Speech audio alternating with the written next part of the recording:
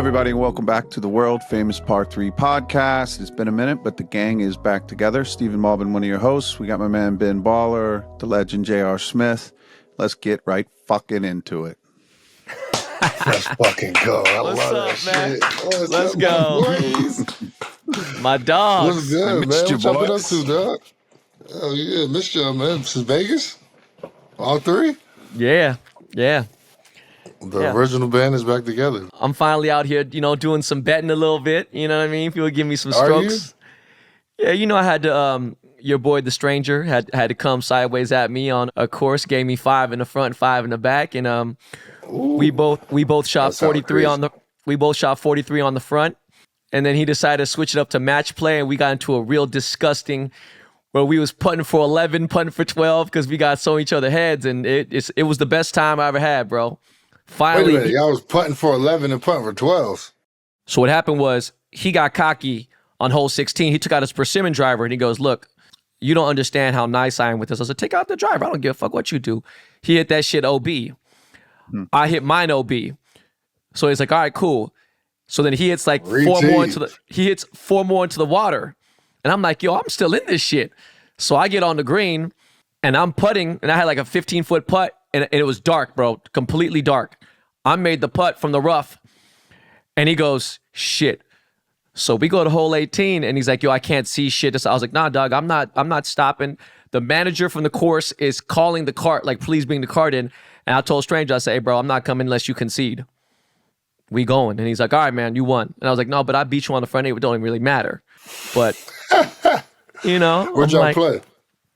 Arrowwood in San Diego. Beautiful track. Steve, where you been playing at? Me, I've been playing a bunch, obviously. I just did a thing called the Stalker Cup at the Preserve. So Nice. it's an invite-only USGA, NCGA mid-am, and it was A players are scratched to +5 and B players are scratched to 5 handicaps. So I was in there and I played with a pro from down in St. You said scratch the +5s? Yeah, so the A player is scratched to +5. Damn. And they're like the most they're like the best mid-am, pro dudes that are like still trying to get mid-am points to go and qualify for tournaments and this, that, and the other. But the winner of the A flight shot 3 under a day, so 69, 69, 69. The guy won it, this dude from San Antonio, Texas. My pro had a little rougher time. He shot 67 in the practice round, and then he shot 80, 81, 80 during the tournament. And he's a +4, so I'm a 4. I shot 78, 74, 79 the 3 days. And if he was giving me 8, if he was giving me 4 and 4, it would have been real ugly, But golf's fucking crazy. Like, I know. How did he shoot at 81? Because he's a +4 shot at 81. The greens were at a 13. Yeah, because golf's hard, dude. Golf's fucking hard. I mean, 81, that's only 9 over. So think of this. First hole at the Preserve, he hits like a 2-iron or some shit off the tee. He's a little behind the tree. He's going to hit like a 7-iron, draw it in, 7-iron. Nips the tree, spits it like 50 yards into the woods, lost ball. So it just started like that, and then it just kept fucking pounding him. He was getting double bogeys where he hit a perfect drive, and it would be on that first cut, little fluffy lie. A flyer. Hit like an 8-iron on the green, get a fucking flyer, go over the green, leave it on a downhill lie in the rough. Rough was fucking nasty. Flop it, leave it in the rough. Chip the next one on, run 20 foot by, 2-putt up the hill, double, right? And the greens were so fast that the 3-foot putts, I'm shocked at how these pros, how much attention they put into a 3-foot putt. Because me, I shot those rounds. I just walk up and putt the 3-foot fucking putt. It's left side, uphill, putt it. I'm done. I'm not fucking measuring. I'm not doing all that. These dudes, but they weren't scared of missing the putt. They were scared of what the result was going to be after they missed the putt. So it was spitting them out, JR. It was lipping out putts. 3 foot downhill putt would lip out and roll 6 foot. And then I was about to say, run 7, 8 feet past. Yeah, that's so it was just that all day. You've played the preserve, JR. It's tough. They make it tough. They put the pins in the gnarly spots. They got the greens running 13. There's spots as soon as you miss. I play there every day. So when I get in certain predicaments, I'm just fighting to get a bogey. Just don't let it turn into a fucking double, and that can happen any hole. If you pull one or you block one, that course is just not forgiving, dude. You can't fucking miss, and the greens are fast, and you keep trying to get cute. Hold on. I gotta ask both y'all a question because you guys are more seasoned. You're more respectful. You're more, everything, right? I ain't gonna say that. This is something I'm saying. This is something I'm a little confused on. So I got my second shot in. I had a really good drive. Second shot, I'm 247 to the pin. Now that would put me on 2, right? I don't have a club in my bag that goes 247 yards off the deck. I've never hit a driver off the deck, right? So I said, fuck it. I'm gonna use my 3-wood and give it everything I had. I hit it so soft and so perfect and so on the center of the club face, I almost lost the club in my hand and lost balance. It hits the front of the green, right, JR? Stephen? Hits the front of the green, bounces. Now I'm 6 foot in for eagle. My first official eagle ever, right? So then I'm asking a question. I walk up to the putt. I look at it. I'm still in good in time. I go to address. The scorer is holding an iPad, right? Or a tablet. And I look at it. Now I'm about to putt. I'm looking at it, look back. And the scorer says, by the way, people in the stands are going, yeah, what you going to do, Jackie Chan? What you got for me, Jackie Chan? And I'm like, okay. So I'm about to putt. And the scorer goes, People's crazy. Listen, the scorer goes, hey, baller, this is for 3. So I stop, I back up off the putt, and I said this, and I would never do this, but I was so upset at that point. I was already nervous. I said this exactly. I said, you don't fucking think I know that was for fucking 3? So I asked somebody if I was wrong. They're like, no, he shouldn't have said anything while you were at address. He said, you shouldn't have said anything once you set up. He should have shut the fuck up. And I was pissed off. I made the eagle putt. I went fucking crazy. And then they got mad because I didn't go back. I celebrated. I told people, I said, yeah, fool. I was like, Bruce, I said, Jackie Chan's Chinese, bitch. I'm Korean. Yeah, fool. And I didn't get the ball out of the cup. My caddy did. So he said I was disrespectful. But don't you think that was I wrong? No, I like that shit. Should just ask him if he was a fan of golf. Fuck that. Fuck that. See, and that's what I think about golf, man. Like, when you gamble with your boys, like, people make it seem like it's such like don't get me wrong, it is like it's a game of respect and whatnot. But at the end of the day, you talking shit. I'm talking shit to my boy. Like, bro, I'm about to whoop your ass. Like, we know what's up. Like, I shots. We talking about all that. Like, we going back and forth. So now, don't get me wrong. Do I want to play good? Yeah, I want to beat you while you're playing good. So I want you to play good too. But I just want to win. You know what I'm saying? So I don't know, man. Like, I talk a lot of shit on the golf course, dog. So for me, I'm saying, I'm going to tell you for sure, hey, that's for 3. For sure, wow. I'm telling you at address. 100%. Yeah. Damn, man. That's fucked up, bro. If we playing for money, for sure, I'm telling you. Well, no, remember, this is a pro-am, bro. This is the official scorer. The official scorer said that. I was like, yo, why would you say that while I'm about to putt? Like, that's crazy. That's some hater shit, Like, wait, this the live joint? Yeah, this was a scorer. Yeah, that makes sense. Nah, I like that, man. They need to put more pressure on people, Damn, dog. And you know what he said? He said, hey, they can talk crazy to you, but you can't talk crazy. Was it disrespectful to leave the ball in the hole? Nah. Yeah, I left it. I walked out. I started hopping around. I started going crazy. What's Jordan do that all the time? Get it out the hole, Michael. Michael, get it out. He do that shit all the time. Yeah, Jordan Spieth. Yeah. Oh, I didn't know that. That's just funny. With the pressure and the shit talking and all that. Like, when I play the best is when I talk the most shit and I call my shots before I hit them.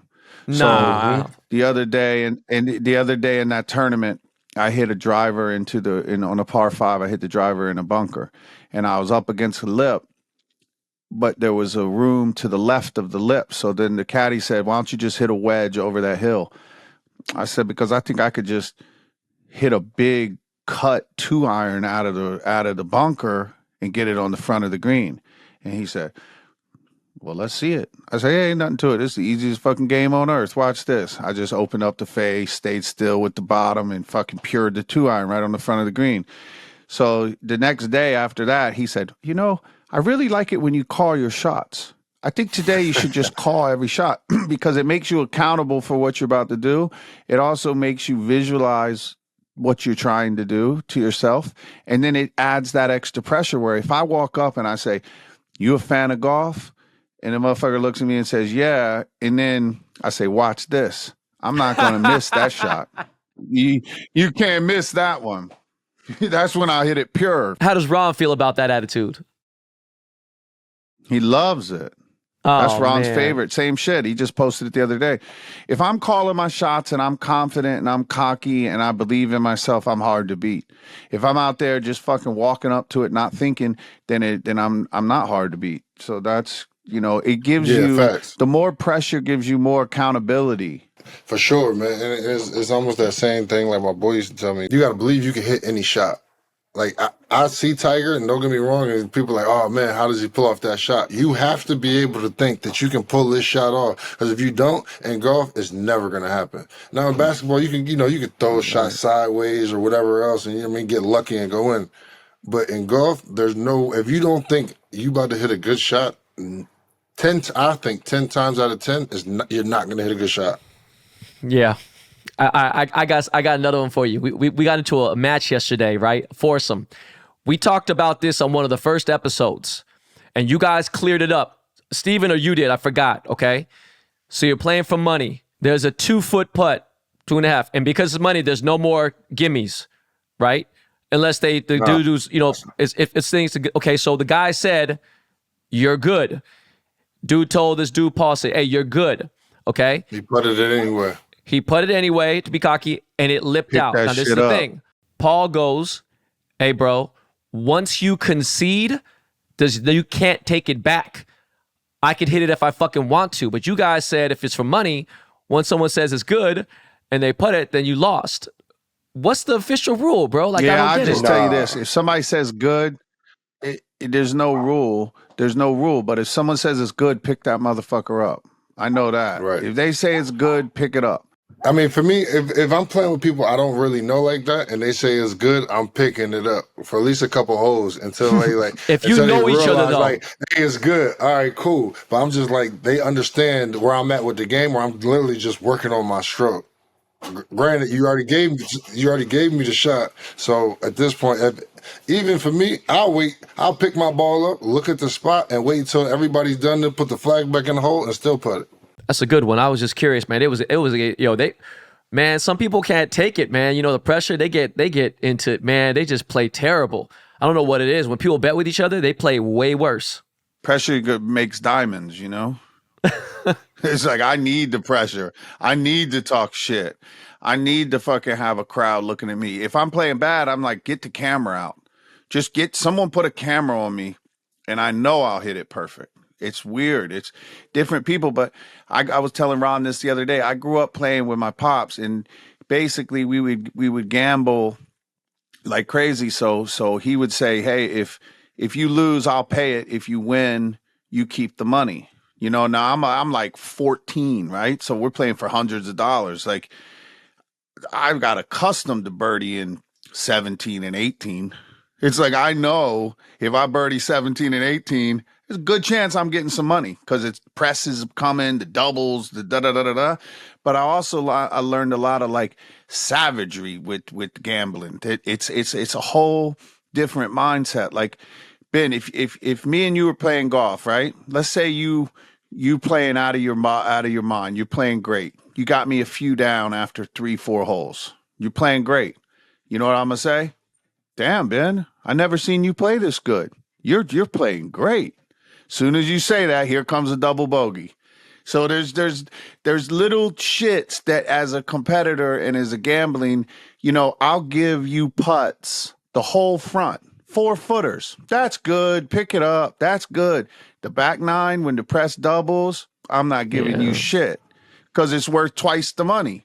And then you haven't had time. Yeah, and you're not used to putting that motherfucker either. Yeah, and then you don't have time to practice those little 4-footers on the front. So now on Yeah. the back, there's more money, more pressure. You ain't made one all day because I kept giving them to you. And now I'm going to make you putt everyone coming in. You know, my favorite one is, hey man, you should hit your driver, bro. You've been hitting it great. You probably can reach the green from here. At OB. Meanwhile, I'm hitting 3-iron. Bro, JR, yesterday I had 3 birdie putts turn into bogeys, right? And then, so then, ready for this? I have 4 pars in a row. I make a video on my IG stories. I'm like, yo, I got 4 pars. What's good? Yeah. Man, triple fucking Double bogey bogey. after I made that triple, dog, after that video. Stupid as fuck, bro. It's funny Stupid because a as lot of, shit, like bro. Stephen was saying, a lot of people can't play unless they playing for something, man. Like it's just I think it's the lackadaisical of the game. Like you just chilling, opposed to like, nah, this is for something like that edge. I don't know, man. Some people. I'm not tripping on like, they're playing 20, 50 a hole. I'm not tripping on that. It's just the fact that like, I can't believe I took myself out from being happy. I'm relaxed. I even hit a good drive after that. And bro, then it ain't I'm about like, the money. Fuck the money. We gonna toss money back and forth. It's the bragging rights. I put the bad energy with the dance and hitting people like shouldering them here and there, 4 pars in a row and then fucking triple. It's fucking disgusting, man. Hey, when you guys come up and for let's go to the preserve and play. So Ben, what's your handicap nowadays? Where are we at? The 12.6, 13. Which one? I'm at 12.6. I'm a 4.1. Me and JR play even. I'm not giving you a shot. And Ben, you're gonna get. No, I don't need it. Give me 5 on the side. I'll make one more fucking putt. Hey, JR, I make one more putt before I beg for one stroke. That's what I'm talking about. Steven gives me 5 aside, and then JR gives me 6 aside. I don't see how that works. I don't see how your math just calculated there. Wait, Yeah, what? how the fuck? If you're a 12, Because I if just you're a 12, but 12.6 is rounded to 13. So you just, if it's 13, might as well be 14, right? No, So hell then no, motherfucker. No, it don't work like that. You're gonna do it. You're gonna do it don't uneven on the work front and the that back. It just makes How more about sense this? that way because it evens out to. 4.1. I'm a 4.1. We round that to a 4. JR's a 3.6. We round that to a 4. You're a 12.6. We'll take that to 13. Okay, so sounds Give to me me 5 you get aside. 5 and 4. No, 5 and 4. That doesn't make sense to get 5 and 4. Just give me 5 and 5. It's just easier. Just what you even mean? number. No. The What's hardest easier? 9 holes. What's easier for it? Like your calculator? Easier for you. Easier for you getting an Right. extra No, stroke. just That's not how it's meant. Right. You get 9 strokes. 9 strokes. We'll play even, me and JR. You getting a stroke on the 9 hardest holes. We'll give you a stroke. Okay. Or we get fucking Macklemore to come with us. We'll get Macklemore. Then we do a little team match. Something like that. Y'all fuck with Mac? That's my dog, but put him on your team. He's like a. He's a 13? No, he's not a 13, bro. Trust me, he's not a 13. He's like a 17. Oh, 17. You better than him was what you saying. Oh, 100%. $1,000,000%. I will 1,000,000,000%. We played even. I would fucking wax him. What? Oh, well, we're going to see it. Hey, We're Mac, going man. to live for the world to see it. Wax him. We going live, baby. I will wax him, bro. Oh, we going live. We live. Steve, who's had your number, but that right now they can't mess with you? I mean, I told y'all before, I feel like I could beat fucking Tony Finau. You know what I mean? You know who's hard for me to beat? That fucker is Malto. Malto is hard for me to beat somehow. Somehow that fucking Malto, dude. Every time I got him, he'll fucking pull some shit. I don't know, dude. I just played with the mid-am people. I mean, you know how it is, JR, with like golf is like once you get to a certain point, once you're a 3.5, a 4, a 2, a 1, whatever, once you're scratch, like if I play my absolute best, I can shoot a couple under. Like that's for sure. 14 of the 18 holes, I'm very hard to beat. Very hard to beat. I don't care who you are in the world on 14 holes. But then I make a mistake or two on the other 4 holes. So I'll shoot 4 doubles. That's 8 over, and then I make 5 pars in the other 14 holes, right? So that's just a little easy 75. The difference is the 4 holes I make doubles, Tony makes birdies. So we play 14 holes the exact same. We play the exact same for 14 holes, and then the last 4 holes he goes birdie, birdie, birdie, birdie, and I go double, double, double, double. That's 12 stroke difference. So he beats me by 10 strokes. But realistically, he only really beat me 4 holes. So hold on. This is where it's weird. Malto was at Whitsett, right? He's at Weddington. He's chilling. He shot a 68 at Angeles, right? He went back the next day, and he said he played exactly the same. All his swings were the same. All his shots are the same. Everything. The exact next day, the same tee time, and Malto shot a 81. How the fuck he shoot 13 fucking because strokes? It's called golf. No, I'm just saying, though. Golf. I understand that. I'm just saying you go 68 to 8. That's a big fucking difference. The dude I just did the pro-am thing with, he went 67, 81, 81, 81, 3 in a row, and it just pounded him. The harder he tried, the more fucked he put himself in predicament. Sean? I just hosted the pro in my the Stocker Cup. I just hosted Michael Block, Ethan, and Dylan Block, right? So Blocky and his 2 kids and I went and played the Preserve the other day. And we all pretty much did the same shit. We all made a bunch of birdies. We all picked up 4 holes. You know, me and Block hit it about the same exact distance, just down the middle. It was me and him playing versus 2 kids. Dylan is his firstborn. He hits it far as hell. He's taking crazy ass lines and, you know, being wild. And he shot the same as me and Blocky. And then Ethan is very, very conservative and smart and thoughtful. And Block says that Ethan's like him and Dylan's like his mom, the Argentinian temper and the this, that, and the other. So like the difference in the way those 2 play, and Block coaches both of them. So every shot, you should do this, you should, do that. One of them's listening, the other one's like, yeah, right, watch this. We all shot about the same thing. Like I said, we all made, a handful of birdies, and we all had a handful of holes that we didn't even finish. Just because golf's hard, So I think it's just a matter of like the mental dedication and like commitment to staying focused is what separates, the men from the boys when it comes from someone who can shoot 65 and someone who shoots 75. Right? Like JR, you're just as good as Michael Block. But at the same time, he's going to beat you 9 out of 10 times because he can like stay in it longer than we can or something and not make these 100%. Little dumb mistakes.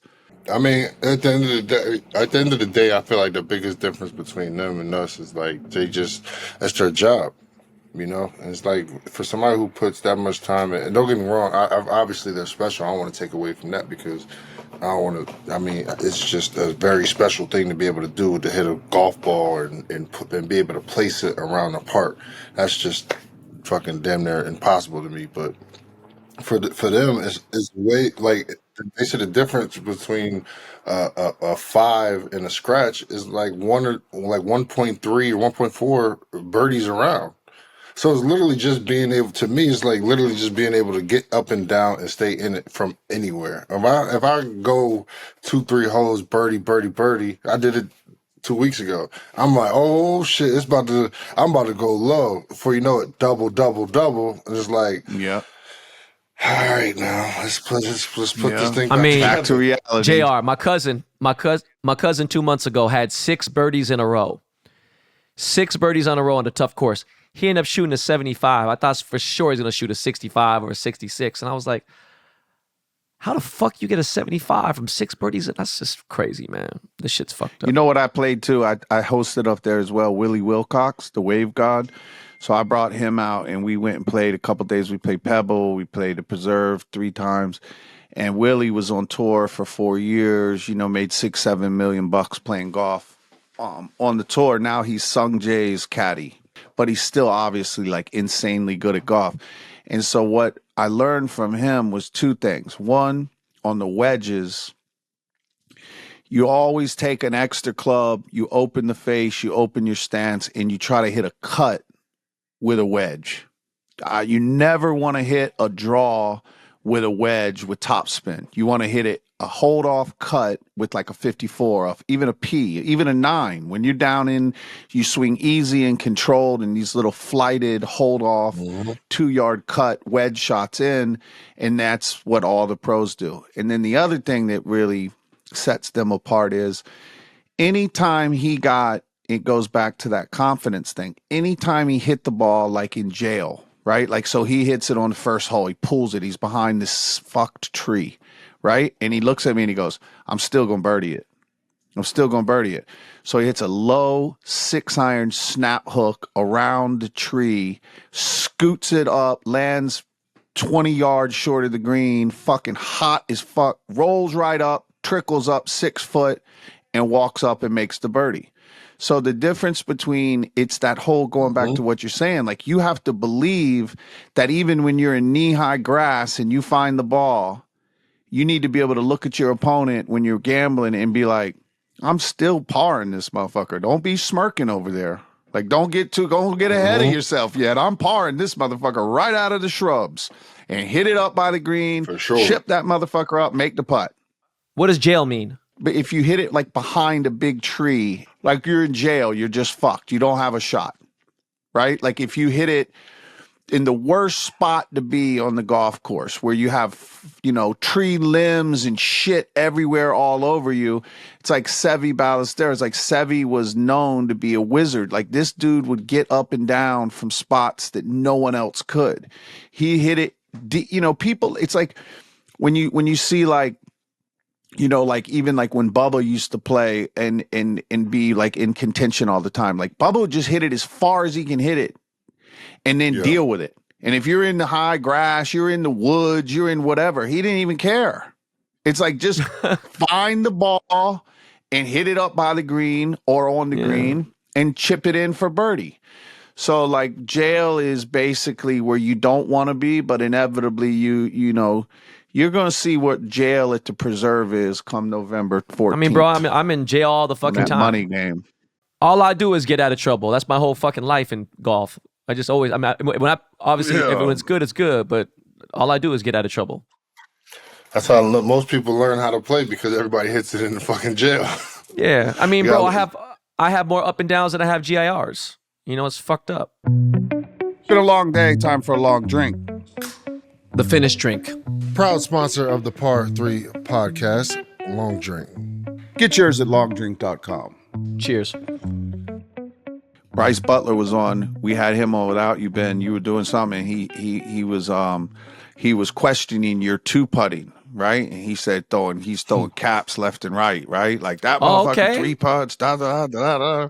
I followed up and I said in your defense that there's a lot of holes you might miss the green. So when you pitch it 10 foot, it's hard to 3-putt from 10 foot. That's the truth. Yeah. You know what I mean? Well, that's what I said. That's what I told him. I said, dude, it ain't like he's hitting every green in regulation in 2-putting. A lot of those 2-putts are coming from, pitching it up, getting it back in, getting out of trouble, hitting it by the green, chipping it up, and then 2-putting. Hey, Brice Butler, can I say something to you real quick? Because I won't mention the league, because I can't really talk about the league. We could talk about Rich Harvest Farms. I got 14 strokes. I shot a net 64. If you do math, I shot a 78. Brice, what was your score that day? Brice Butler, hold on. Brice, we shot from the same tees, remember? We shot from the same tees. What did you score that day? No, I'm not talking about the handicap. I'm talking about the net score. I shot a 78 that day in front of all those. No one's talking shit to you. You have a pretty swing. And what'd you call it? You called it, Weddington, your Wedgington, whatever you called it. I shot a 78, Brice. What did you shoot that day? Yeah, you had Pat Perret. What did you shoot that day? Okay, anyways, guys, carry on. I'm sorry. I just had to say that real quick. So now we got Brice wants a match. Macklemore wants a match. They're lining up for you, Ben. Hey, man, sure. I need to see footage and take pictures of cards, bro. Or we need to see that. We need to put that on our, you know what I mean, on our socials so we can see what's going on. Make sure the people understand where your game is at. Hold on, this is the best one here. This is probably my favorite right here, bro. This is, in fact, you know what? I think that this should just be. Yeah, but hold on, we gotta turn up. I'm like Kareem, bro. What's up? What I just do right now, man? I just made Eagle. Motherfucker, what's really good? That boy talking spicy. Hold on. And then my caddy comes in. Eagle, baby. Eagle boys, Brice. You didn't make an eagle that day, Brice. You didn't make an eagle that day, Brice. You didn't make an eagle that day.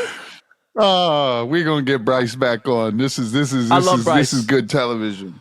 I love Brice. And you know what he said too? I have a video of Brice. He came to me in the fucking player's kitchen, in the lounge, and I feel this big ass shoulder. I was like, bro, I don't like people touching me, period. But he grabbed my shoulder like Spock, like grabbed my shoulder. I was like, the fuck? And he goes, I have the video right here. And he goes, you can't hide from me anymore. And I was like, who the fuck is hiding? I ain't no fucking hiding from you. We were the group right behind you, bro. I seen you. You got a pretty ass swing. Okay, great. Don't mean shit. Man, we definitely need to set up a match, though. We need to set up some matches, though. By the way, though, JR, hey, JR, I dropped your name. Hold on, JR. This is going to take... Man, no. I name dropped you, and look what they gave me. Hold on. While we're waiting, here's I've been coaching my wife. You ready for this, Gerald? Oh yeah. Hold up. My girl's trying to learn. She trying to get some lessons. Hold up. JR, thank you. Oh, there you go. Did I tell you I love you? Why not? Did I tell you I love you? Hold on 1 sec, man. What happened? Oh. Whoa, who's that? I've been coaching Erica. She coming for it.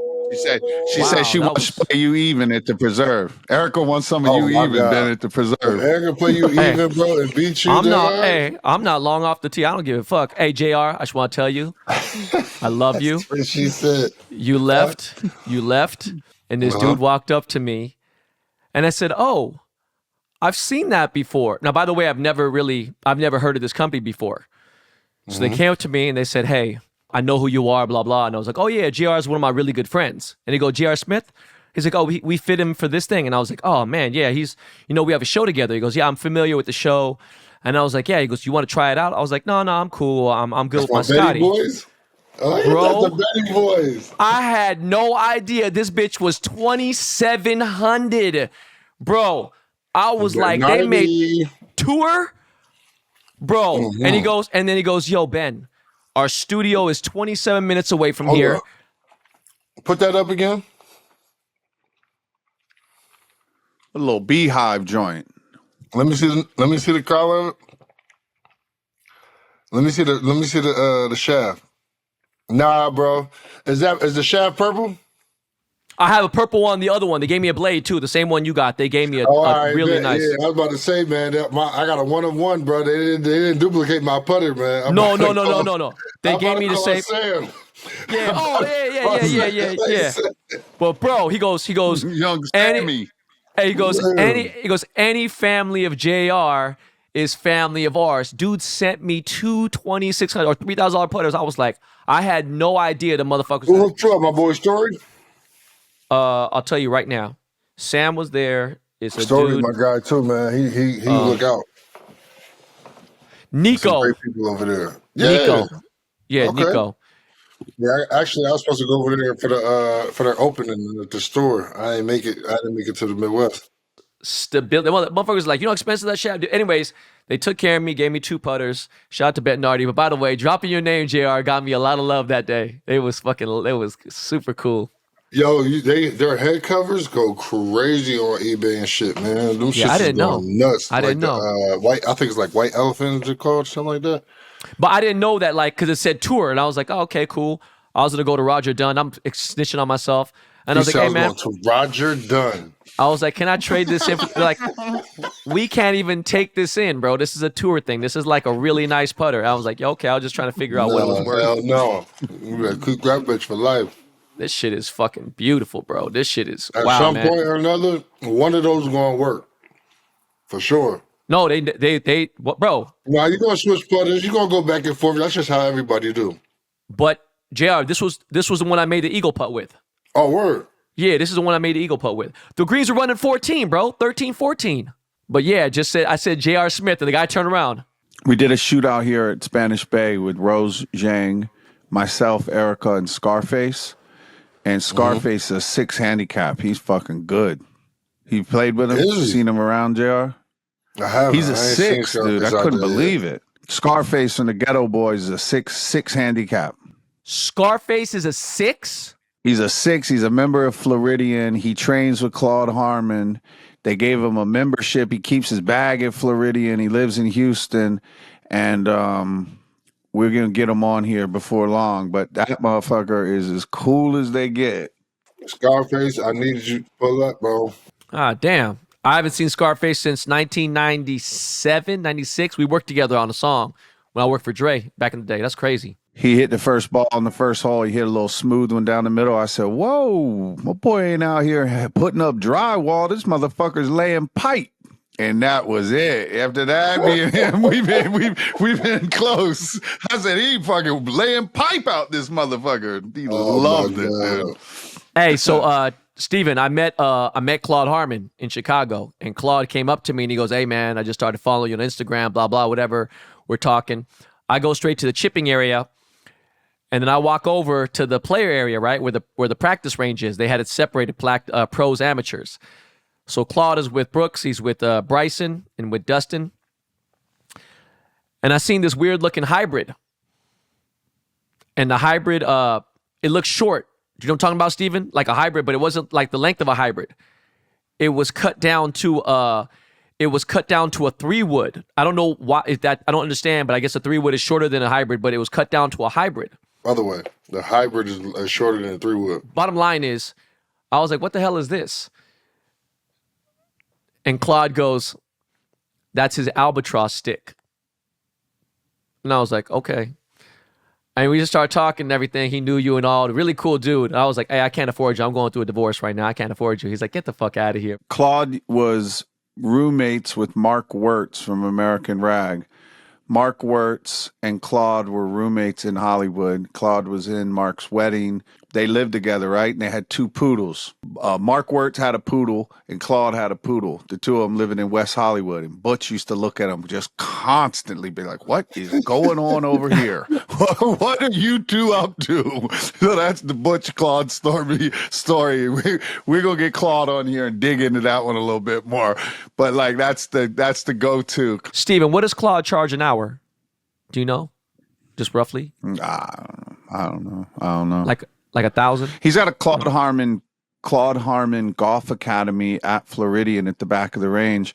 And he's got other people there that coach and is part of his squad. You know what I mean? So like if you can't get with Claude because he's obviously busy on the road with DJ and Brooks or whoever else you got. I know like Paris goes to him twice a year. Well, I brought Paris's name. Yeah, he loves her. And then she basically will just send him videos, you know. It's like me and Ron. It's like I think he's more like that. Like I just had Ron come up to Pebble. I know, he said he loved it. He coached me, Erica, and Remington. He did like 3 days. But it was very impactful and helpful and then he leaves, you know, and it's like, I know what to do. It's not like I need him every single day standing with me. Like he's got me in everything situated where like, I only really have 2 thoughts. You know, my only thoughts are at every club in the bag. One is whatever hand pressure I start to swing with, I have to stay at that pressure. Man. So whether it's a 10 or a 12 or a fucking 3, it's all good. It just has to stay a 3. It can't go from a 3 to an 8, or it can't go from an 8 to a 3. So that's one big part of it. And then the only other thing is I got to keep my head way behind the ball on the driver. Just stay way back as long as I can stay back, the better. And that's really my only 2 club thought. And that's easy. Grips easy, head back easy. So there's no real technical situations we're dealing with.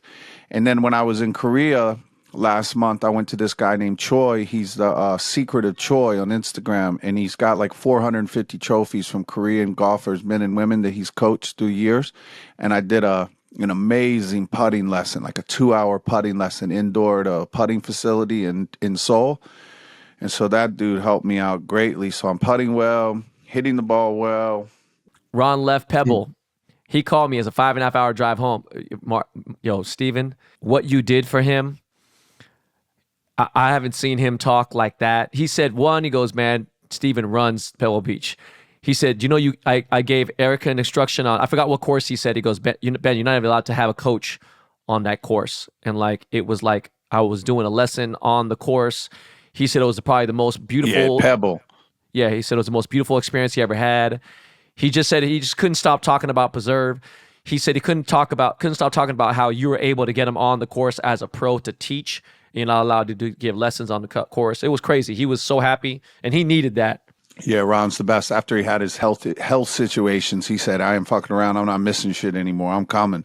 So I had him. I went down to the driving range at Pebble at about 4:30. They close at 5:30 or something, and so he's all nervous. I'm a pro. I can't be out here giving lessons at Pebble. I said, "Don't worry about it, dude." I went over to him. I said, I don't call him a pro, or I don't say I'm getting a lesson. I say, this is my coach. This is my life coach, my fucking golf coach. He's going to work with Remy a little bit. Is that okay? And then they say, yeah, you fuck it. Let him go. So he gave Remy a lesson at the Pebble Beach range, and that was pretty special. He had Remy ripping it. Remy's playing blades. He's starting to play a lot more. Fuji Pat from Fuji Curl just sent me new new shafts for Remy. And so those are getting put into the 790s, the TaylorMade. He went team TaylorMade too, young Rim Dog. So Remy's playing well. Erica's figuring it out. She's playing in the member guest tomorrow, women's member guest at Preserve. Nice. That's dope. Yeah. That's dope. Hey, JR. Congrats on the I say I'm too. ride around with him. Hey, JR, do you the CM Co. I never asked you this before. I don't think you've ever talked about it either. Do you get lessons at all? Do you have a coach? Yeah, hell yeah. Yeah, I got a guy named Aaron over there at Turtle Creek. I got a guy at Jason over there at Jupiter Hills. I got a guy. I go to Claude sometimes. I go to a bunch of different people because for me it's like I like to hear different terminologies and different techniques, and then figure out what works for me, and then I try to apply that because I know. Somebody will tell you swing like DJ, somebody tell you swing like Tiger, somebody tell you swing like Rory.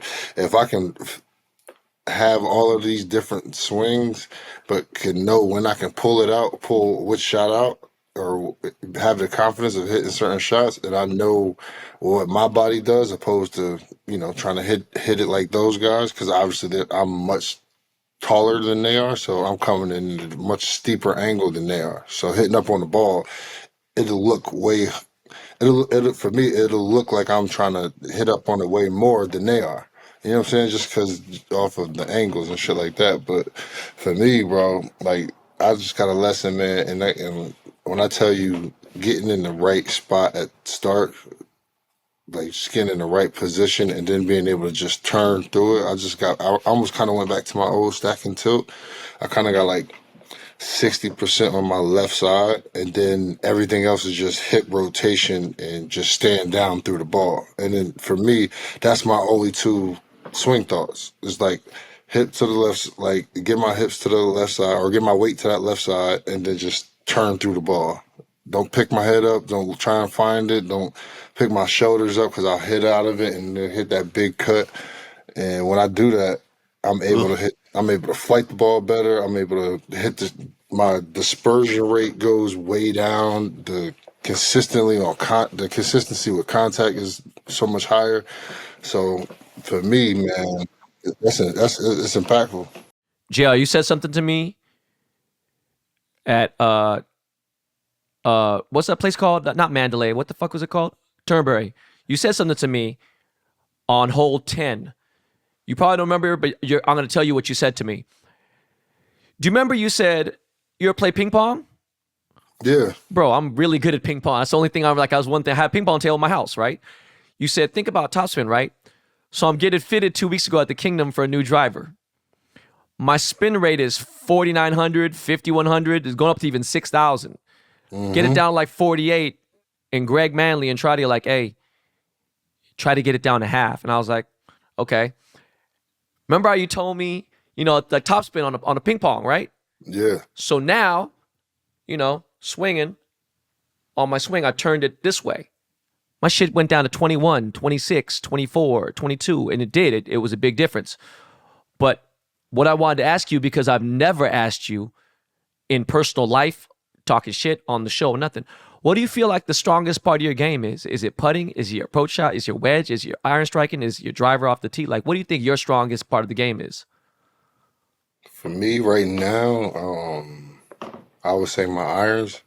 Like my T-ball has been kind of struggling just because I've been having literally that same trouble with the stuff. Just my spin rate's been so high, and I appreciate everybody at TaylorMade. I love TaylorMade, but I switched to another company on my driver. It is what it is. My spin rate literally went from like how you said my misses were like 6,900 to 7,000 on a miss. Whoa.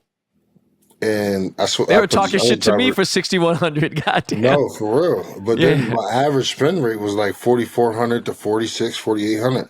So I'm like, and the guy's like, no, bro, this is not it. This is not it. And I'm like, okay. He's like, here, hit this. And I'm like, all right. And it's literally just his driver out of his bag. And I hit it, and my spin rate went from average of 44 to 46 to 21 to 2,300. Damn. And when I tell you, I started hitting the ball 320, 315, just with ease, though. With pure ease. Damn. Uneventful. On top of the lesson that Uneventful. Steven, I forgot to tell you, you weren't in Chicago, right? So JR went to go get some food. He came back.